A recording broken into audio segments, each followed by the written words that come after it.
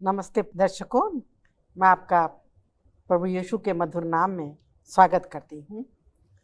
धन्यवाद देती हूँ कि आप हमारे साथ इस एपिसोड में हो सकते हैं और हम मिसिस E.G. वाइट की किताब एडवेंटिस्ट होम पर के कुछ विषयों पर हम चर्चा कर सकते हैं। प्रभु का धन्यवाद देते हैं कि उसने हमें ये अवसर दिया है।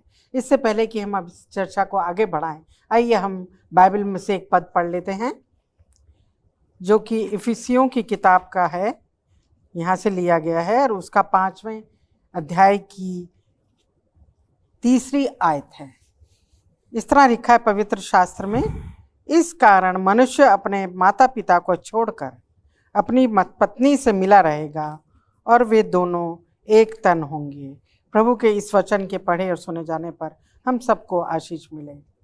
आइए हम एक छोटी सी प्रार्थना कर लेते हैं। और प्रार्थना में जाने से पहले मैं आपको बताना चाहती हूँ कि हमारे इस एपिसोड के लिए हमारे मेहमान हैं जो हमें इस विषय पर चर्चा करेंगी। मैं उनका स्वागत करना चाहती हूँ। मिसेस रेबेका सिंह, मैं आपका धन्यवाद देती हूँ कि आप हमारे साथ इस एपिसोड में हो सकते हैं। इस विषय पर चर्चा करने के लिए आपका बहुत बहुत धन्यवाद हो। आइए हम एक छोटी सी प्रार्थना करें ताकि इससे पहले कि हम अपनी चर्चा में आगे बढ़ें। हमारे स्वर्गीय दयालु पिता परमेश्वर, आपका धन्यवाद देते हैं इस समय के लिए जो आपने हमें दिया है। प्रभु जी, आपने हमें समझ और बुद्धि दी। प्रभु जी, हमें मार्गदर्शन किया और ये समय फिर से है। प्रभु, आपकी अगुवाई चाहते हैं। जब आपके वचनों में से सीखते हैं, प्रभु जी आप हमारी मदद करें। जैसे सिंह के साथ होएं, हमारे दर्शकों के साथ होए, जो कुछ भी सीखें प्रभु जी उस पर सच्चाई से चलने वाले हो सकें। हमारी इस दुआ को हमारे उद्धारकर्ता प्रभु यीशु के नाम में मांगते हैं, सुनो और ग्रहण कीजिए, आमीन। हम लोग जैसे कि बातचीत कर रहे हैं विवाह के विषय में कि उनका चुनाव करना। मैं एक बात का सोच रही थी, आपसे जानना चाह रही थी इस विषय पर। Mrs E.G. वाइट भी इस विषय में बताती हैं कि जो ये हमारी शादी होती है, जवान बच्चों की जो हम शादी करते हैं या हमारी शादी हुई है, तो ये क्या जीवन भर की जो है एक साथ है, जीवन भर का साझेदारी है। तो इसका क्या अनुभव आप कहेंगी कि कैसे इस साझेदारी का क्या अनुभव है पति पत्नी का, खास तौर से? ये जो शादियां होती है जी, एक दिन के लिए तो होती नहीं। जी हाँ, ना 2 दिन के लिए होंगी, ना 1 साल के लिए, ना 2 साल के लिए, जी, जीवन भर के लिए। जीवन भर क्या है? जब तक दोनों एक साथ हैं। जी, वो एक अगर उनमें से बिछड़ जाता है या मौत हो जाती है, जी, उसका जीवन वहाँ पे समाप्त हो जाता हाँ। है और फिर जो है उसको अपनी जिंदगी अकेले बितानी पड़ती है, अपने पति की याद में, या फिर वो जो भी चाहे आगे मसीह के में बनकर आगे रह सकती है। जी, तो जीवन भर का ये साथ है। अब शादी कर रहे हैं तो वो कहेंगे कि तुम जीवन भर इसका साथ दोगे। जी हाँ, बोलते हैं कि नहीं बोलते? वायदा करते हैं। तुम वायदा कर रहे हो, तुम जीवन भर इसको बीमारी में और अच्छी हालत में जी, इसका साथ करोगे, इसको प्यार करोगे, इसको हर दुख मुसीबत में इसके साथ रहोगे। जी हाँ, और जब ये देखते हैं कि वो कहते हैं हाँ, इनकी खामियां में नहीं रहो, खामियां में अगर ये कर रही है तो उसको माफ करोगे। जी हाँ, अक्सर जो है जोड़े क्या करते हैं, साझेदारी तो है जीवन भर, लेकिन वो खामियां ज्यादा शुरू कर देते हैं ढूंढना। जब खामियां ढूंढते हैं तब उनमें क्या होती है, रिश्ते में दरार आनी शुरू हो जाती है। वो अनुभव उनके कड़वे हो जाते हैं, लेकिन फिर वो अपना सुधार लाते हैं, फिर उनका अनुभव ठीक हो जाते हैं। तो अप एंड डाउन जो है जीवन में होता रहता है। हाँ। आज आप बहुत खुश हैं, कल आपने कोई सैड न्यूज़ सुनी तो आप उदास हो गए। तो जीवन का जो है अनुभव अच्छे भी है और कड़वे भी है, लेकिन हैं वो जीवन के। बिल्कुल सही आपने कहा। और एक और प्रश्न मैं जानना चाहती हूँ आपसे कि आप इस बात को बताएं हमें कि जो माता पिता की एक रिस्पॉन्सिबिलिटी है कि वो देखें जब वो अपने बेटे का रिश्ता करने जा रहे हैं या बेटी का, वो जाने इस चीज़ को कि उसका स्वभाव जिसके लिए वो करने जा रहे हैं शादी, अपनी बेटी का जिससे रिश्ता करने जा रहे हैं, उसमें प्यार है कि नहीं, उसमें वो रिस्पॉन्सिबिलिटी उठाने की, जिम्मेवारी उठाने की जो है वो क्षमता है कि नहीं। तो ये जानना ज़रूरी है माता पिता के लिए कि नहीं, या ये सब बिना जाने ही उनको कर देना चाहिए, बांध देना चाहिए? मसीह को सबसे पहला स्थान देना चाहिए जी, आखिरी नहीं। जब माता पिता देख रहे हैं, प्यार की परीक्षा लेना मांग रहे हैं, देख रहे हैं कि उनके बेटे के लिए जो बहू आएगी क्या वो मसीह में मजबूत है, जी, विश्वास में है, या लड़की के लिए लड़का ढूंढ रहे हैं तो वो देखेंगे लड़का क्या अपने विश्वास में कमजोर तो नहीं है, ये देखने की जरूरत है। फिर दूसरी चीज जो है देखते हैं कि क्या वो इसको खुश रख पाएगा, जी हाँ, है ना। तीसरी चीज जो है जितना वो परमेश्वर से रिश्ता उसका पक्का होगा, उसके घर की जो जिम्मेदारी है, घर में जो बेबी को पास रहेगा, तो वो दोनों भी खुश रहेंगे। क्या ये जो भावी पति या पत्नी है एक दूसरे को निराश कर रहे हैं या उनको हिम्मत बना रहे हैं? कभी कभी हस्बैंड बाहर से आया, वो बड़ा पेस्तमित हो गया, निराश हो गया, शायद ऑफिस में कुछ उसके साथ ऐसा हुआ कि जिसकी वजह से उसको मूड ऑफ हो गया, जी है। और पत्नी आई तो वो एक्सपेक्ट करता है कि पत्नी उसको ऐसे बोले कि जो ऑफिस में जो हुआ उसके साथ उसको भूल जाए, उसको सांत्वना मिले, उसको सांत्वना मिले और उसकी हिम्मत बनाए। उसे कोई बात नहीं, ऐसा होता रहता है, चलो कोई बात नहीं, मैं चाय बना रही हूँ या मैं ड्रिंक दे रही हूँ, आप कुछ पी लो, चलो आंखें बंद करके थोड़ा सा रेस्ट कर लो, उसके बारे में मत सोचो, चलो टीवी देख लो, या चलो बैठ के दोनों बात ही करते हैं। तो जब वो पत्नी उसको कहे, वो कोशिश में रहना चाहिए इसकी हिम्मत कैसे बना रही हूँ ताकि ऑफिस में जो हुआ है मैं उसको भूलने में मदद करूँ और ये वापस अपने नॉर्मल बिहेवियर पे आ जाए। जी धन्यवाद देती हूँ। अभी हम एक छोटा ब्रेक ले लेते हैं और फिर हम दोबारा इस बात पे चर्चा करते हैं। दर्शकों, जैसा कि आपको बताया गया है कि जो है ये जीवन भर का रिश्ता है, जो पति पत्नी का रिश्ता जोड़ने जा रहे हैं, और उनमें मसीह का प्यार हो, उन दोनों पति पत्नी में एक दूसरे की जिम्मेवारी हो, एक दूसरे के स्वभाव को जाने, आपस में प्यार मोहब्बत हो, और ये बहुत ज़रूरी है।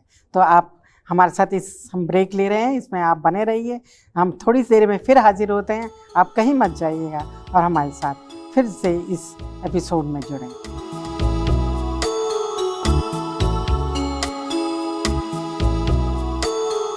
दर्शकों, आपका फिर से एक बार स्वागत करती हूँ मैं इस एपिसोड में।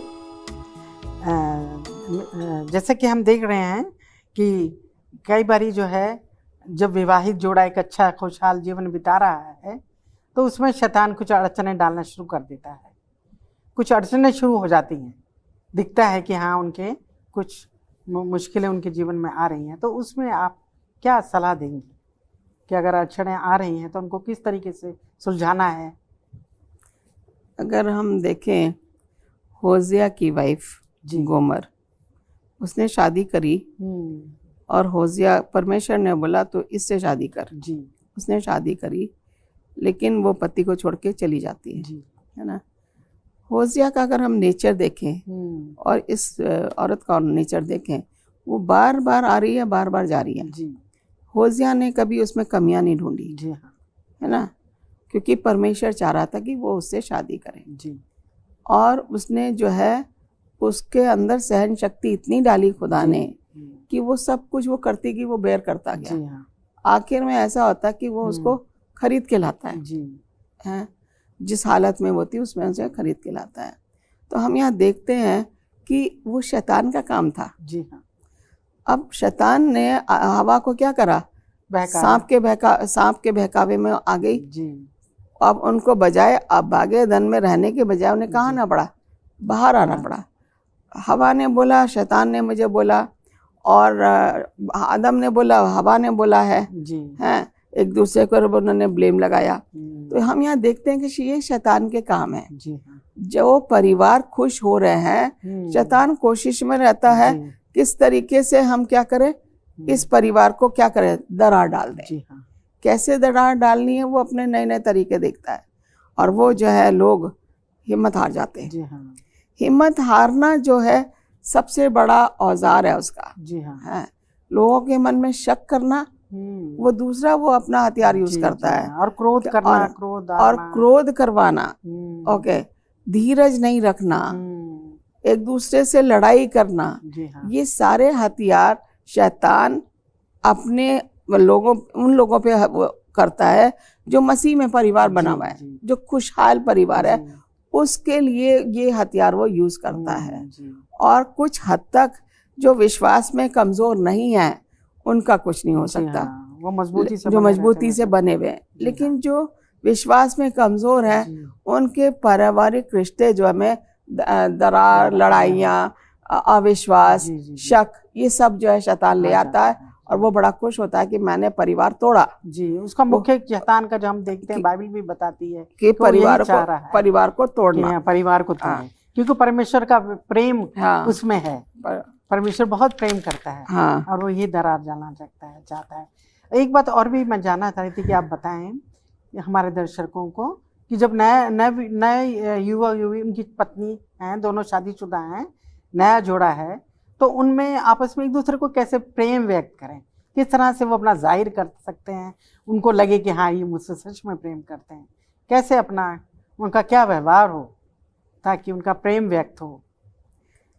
इसहाक जो था जी, जब 40 साल का हुआ, इलियाजर उसके लिए पत्नी लाता रिबका को, और उसको रिबका को पता होता कि यही मेरा पति है, तो ऊंट से नीचे उतरती है और फिर वो आइज़ैक के साथ जाती है, इसहाक के, और इसहाक उसको अपनी माँ के टेंट में ले जाता है। उससे हमें पता लग रहा है कि उसने उसको देखा नहीं लेकिन वो उसे मालूम है ये मेरी अर्धांगिनी है और मुझे इसकी केयर करनी है, मुझे इससे प्यार करना है जैसे मेरा पिता मेरी माँ से करता था, मुझे इसके साथ करना है।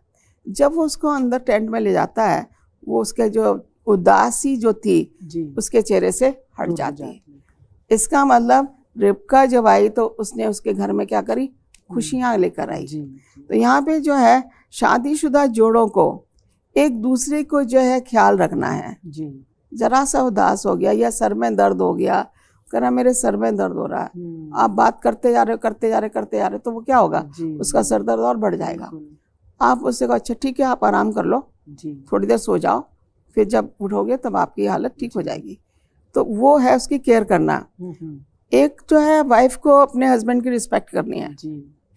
किसी के सामने कोई आपके घर में आ गया और आपने पड़ोसी के जो भी कोई है आगंतुक, आपने बजाय प्यार से बोलने के आप उसके सामने ही अपना रोष दिखा रहे हो।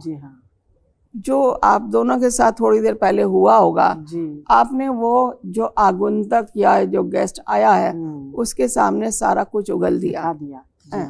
तो आपने अपना जो व्यवहार दिखाया, आपका पति तो चुप रहा, उसने कुछ नहीं बोला, लेकिन आपने जो अपना व्यवहार दिखाया, अगले के ऊपर प्रभाव क्या पड़ता है कि इसकी पत्नी ऐसी लड़ती होगी या जो भी आता उसके सामने ही ऐसी लड़ती है। क्या हुआ, क्या वहाँ पे मसीहत दिखी? इस पत्नी को मसीहत के नाते संयम से काम करके अपनी पति की जो भी उसके रोष है या गुस्सा है दूसरे के सामने ना बोल के अपने पीछे तुम कुछ भी कहते रहो, है ना।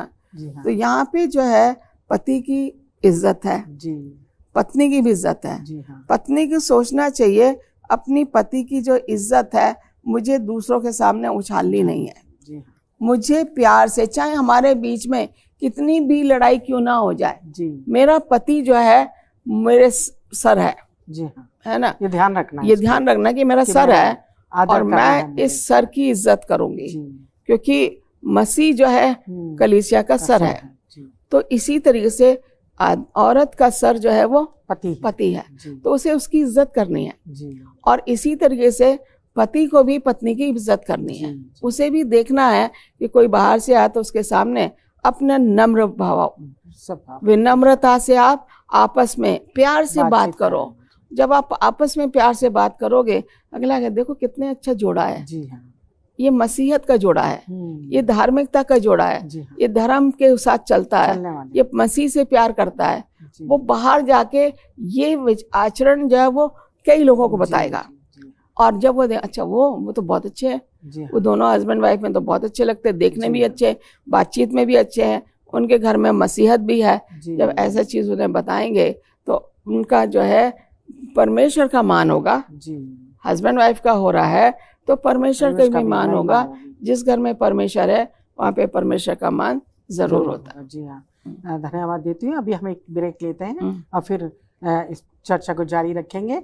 प्रिय दर्शकों, जैसा कि आपने जाना, हमने आपके साथ चर्चा की इस विषय पर कि पति जो है वो पत्नी का सर है, उसका आदर है। तो उसको जैसे परमेश्वर कहते हैं कि आपस में प्रेम करो, एक दूसरे का आदर करो, तो ये पति पत्नी को जो नया जोड़ा है उसको भी हमें ये सीख देनी है और उसको सीखना है इस बात में कि मसीह में होते हुए आपको अपने पति का आदर करना है, बल्कि उसी को दोनों को एक दूसरे को आदर करना है और एक दूसरे से प्रेम रखना है और अपने पारिवारिक संबंध को बहुत अच्छे से बना के रखना है ताकि परमेश्वर की महिमा हो।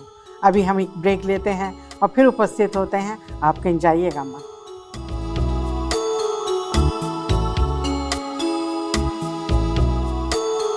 दर्शकों, आपका फिर से एक बार स्वागत है हमारे इस एपिसोड में, जिसमें हम चर्चा कर रहे हैं पति पत्नी के रिश्तों पर। हम जैसे अभी बातचीत कर रहे थे कि कैसा उनका रिश्ता हो। अब यही हम देखते कि अगर इसके विपरीत क्या होगा, अगर वो आपस में इस तरह का उनका व्यवहार है, आपस में एक दूसरे को प्रेम नहीं जताते, एक दूसरे का आदर नहीं करते, तो क्या होगा उनके रिश्तों में? अगर एक दूसरे को प्यार नहीं जताते है ना, तो फिर मैं जाऊंगी होजिया पे। जी। उसको पत्नी से बहुत प्यार करता था। जी हाँ। पत्नी नहीं करती थी। जी। क्योंकि वो उसका रिश्ता जो था बाहर के लोगों से था। जी। और होजिया का रिश्ता परमेश्वर से था। तो जहाँ पे पति अपना प्यार नहीं जताता, जी, वहाँ उस घर में परमेश्वर की कमी रहती है। जी। ठीक है, परमेश्वर के दूतगण उस घर में नहीं मिलेंगे। जी। क्योंकि जो आदमी, जो उसकी पत्नी है, जो उसकी अर्धांगिनी है, जी हाँ, उससे प्यार नहीं जता रहा, तो वो परमेश्वर को क्या प्यार जताएगा? जी, है ना। हम कहते हैं ना परमेश्वर हमसे प्यार करता है, परमेश्वर हमसे प्यार करता है, तब हम परमेश्वर को प्यार कर रहे हैं। जी। तो जब हम अपनी पत्नी को प्यार नहीं कर रहे या पत्नी पति को नहीं प्यार कर रही, तो परमेश्वर को कैसे प्यार करेगी? है ना। तो इसमें तो अड़चने आएंगी। जी हाँ। और यहाँ पे जो है जहाँ प्यार बसता है, जी, वहाँ ईश्वर है। लड़ाई झगड़े भी नहीं होते, लड़ाई झगड़े भी नहीं होते, और परमेश्वर का आपसे प्रेम बना आपस में रहता मेल जोल भी रहता है। परिवार में कोई भी लोग आएगा, उनका भी मेल जोल बढ़ेगा, वो भी इस परिवार के क्या करेंगे, बड़ाई करेंगे कि ये बच्चे अच्छा अगर होते हैं परिवार में, बच्चे होते हैं तो बच्चों को भी वही हैं। बातों को उन्हें सिखाना भी है। जी। तो यहाँ पे देख रहे हैं हर चीज में, आदमी हो या औरत हो, उनको हर बात में अपना प्यार एक दूसरे के प्रति दिखाना चाहिए। कभी कभी आदमी लोग बताते नहीं है, वो शायद प्यार बहुत करते हैं लेकिन बोलना जताते नहीं है, वो अपने एक्शन से दिखा देते हैं। चलो आज मैं जा रहा हूँ, पत्नी के लिए मैं कुछ लेके जाऊं, हाँ, और वो पत्नी देखती बड़ी खुश हो जाती है, मगर ये नहीं बोल रहा कि मैं तुमसे प्यार करता हूँ। प्यार तो बहुत करता है लेकिन जताते नहीं है लोग। और पत्नी जो है वो मुंह फट रहती है, वो बोल जाती है अरे मैं तो बहुत प्यार करती, मैं तुम्हारी सेवा करती, मैं ये करती हूँ, लेकिन आदमी नहीं बोल पाता। तो ये चीजें जो हैं अपने एक्शन से वो दिखाते हैं कि वो कितना अपनी पत्नी को प्यार करते हैं। और अगर जैसे कि हम देखते हैं कहीं जो है जोड़े में जो है आपस में रिश्ते में अगर हम कहीं देखें कि खुश नहीं है वो, है ना, दोनों, तो उनको हम क्या सलाह देंगे? देख रहे हैं कि कोई उन दोनों में कुछ अनबन है, उनके लिए हम, वो दोनों खुश नहीं है, हैप्पी लाइफ कहते हैं ना, एक आनंद में जीवन नहीं बिता पा रहे, तो उसको आप क्या सलाह देंगे कोई पति पत्नी के रिश्ते में? देखिए, जीवन को खुश रखना मेरा काम है जी, हस्बैंड का काम है जीवन को खुश रखना, पत्नी को खुश रखना, पत्नी का काम है जीवन हस्बैंड को खुश करना जी। जब हमारे अंदर जो ईगो आ जाती जी, है ना, ये तो हमेशा ऐसे ही करते रहते हैं, मैं क्यों करूं, बार बार क्यों करूं इनको माफ, है, जब वो ईगो आ जाती है ना, हमारे मैं जो आ जाता है, उसकी वजह से जो है पति पत्नी के रिश्ते जो है वो खुशहाल नहीं हो पाते। लेकिन जब हम मैं को हटा देते हैं और ईश्वर को सामने लाते हैं, तो हमारे लिए क्या है, बिल्कुल वो मैं हट जाता है, घमंड हट गया, हमने अपना सब कुछ छोड़ के हमने मुझे तो इसके साथ रहना है, चाहे मेरे पास खाने के लिए कुछ है या पैसा है या नहीं है, चाहे एक रोटी मिले, मगर मैं इसके साथ खुश रहूंगा। ये है, हम देखते हैं कि बाइबल में नूह की फैमिली बहुत अच्छी थी, तभी वो लोग बचाए गए। अयूब की फैमिली के पास इतना धन दौलत था, लेकिन उसमें घमंड नहीं था। जी। उसका परिवार कैसा था? सुखी परिवार था। जी। और हम देखते हैं सिस्टर कि जब कभी कभी ना गलती भी हो जाती है, हाँ, पति पत्नियों में गलती हो जाती है तो क्षमा मांग लेनी चाहिए। कभी नहीं मांगते, ये जो हमारे में वो ईगो, जैसे आपने बात करी कि अपनी गलती को जो मानते नहीं है, कहते नहीं हमने सही किया है, तो उससे भी जो है जो रिश्ता बिगड़ता है। मगर हमें उन्हें यही सलाह देनी है कि भाई आप गलती को मानो, अगर कहीं गलत है उनको ये है कि हम जब दे रहे हैं सलाम, ये कहते भी ऐसा है, तुमने सुबह गुस्सा हो गए जी और तुम दोपहर में भी गुस्सा हो, हाँ। चलो ठीक है दोपहर को भी गुस्सा, मगर रात को सोने से पहले गुस्सा नहीं, तुम आपस में बैठो, जो तुम्हारा पति से पूछो भी मेरे से क्यों गुस्सा हो, हाँ। मैंने ऐसी क्या गलती कर दी जिसकी वजह से आप पूरे दिन गुस्सा रहे हो। अच्छा गलती की है तो मुझे माफ कर दो। जी हाँ। है ना? जी हाँ। माफ कर दो। और आप माफ नहीं, आप अगर माफी मांगोगे जी है तो क्या सोचते पति माफ नहीं करेगा? हाँ, जी हाँ, बिल्कुल माफ करेगा। एकदम क्रोध ठंडा हो जाएगा, क्रोध ठंडा हो जाएगा, उसने माफी मांग ली। इसी तरीके से पत्नी को भी जो है, जब पति गुस्सा होता है और गुस्सा हो के पति कहता भी क्यों गुस्सा हो, मुझे बता तो दो कारण क्या है गुस्सा होने का, मैं माफी भी मांग लूंगा, बताओ तो सही। जब वो इतना बोलता है, इसका मतलब यह है उसका कंसर्न है अपनी वाइफ से, तभी वो पूछ रहा है कि मुझे बताओ क्यों गुस्सा है। चलो अच्छा मेरे से गलती होगी, माफ कर दो, अब चलो दोनों आराम से प्रेयर करके सोएंगे। है अब हमारी गलती हुई, मेरी गलती हो गई, ठीक है मैंने माफ कर दिया और मैं इसको भूल जाऊंगी। लेकिन क्या होता है अगली बार कुछ और गलती, तुमने उस दिन वो करा था और हस्बैंड का उस दिन तुमने ऐसे करा था और तुमने, मतलब हम क्या कर रहे हैं, टॉन्ट कर रहे हैं। ये जो टॉन्टिंग का जो हिसाब है, एक दूसरे को लांछन लगाना जो है, आपने माफ करने का फायदा क्या हुआ? बिल्कुल। जब आपने माफ कर दिया, आप कह रहे हो मैं भूल जाऊंगा, तो कैसे आप दोबारा याद करा रहे हो? गलती तो वो है कि गलती करी और आपने उसको भूल गया। परमेश्वर हमें याद नहीं कराता कि तुमने क्या पाप किया है। परमेश्वर तो हमारे पापों को धो देता है, उसने हमें माफ करना सिखाया, तो हमें माफ कर रहे हैं और उसको भूलना है। ये चीज है जो हमें याद रखना है। यहाँ हमें ये सब एपिसोड खत्म करेंगे। आपका धन्यवाद देती हूँ कि आपने समय दिया, हमें इतना अच्छे से समझाया। एक छोटी सी प्रार्थना आप कर लीजिए हम सबके लिए।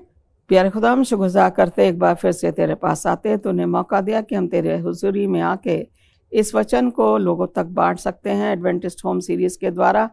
तू हमारी सहायता कर और तेरा धन्यवाद हो हमारी सहायता करने के लिए। यही हमारी प्रार्थना है। हम इस प्रार्थना को तेरे प्यारे बेटे यीशु मसीह के नाम से मांगते हैं, आमीन। आमीन। धन्यवाद देती हूँ मुझसे सिंह आपका।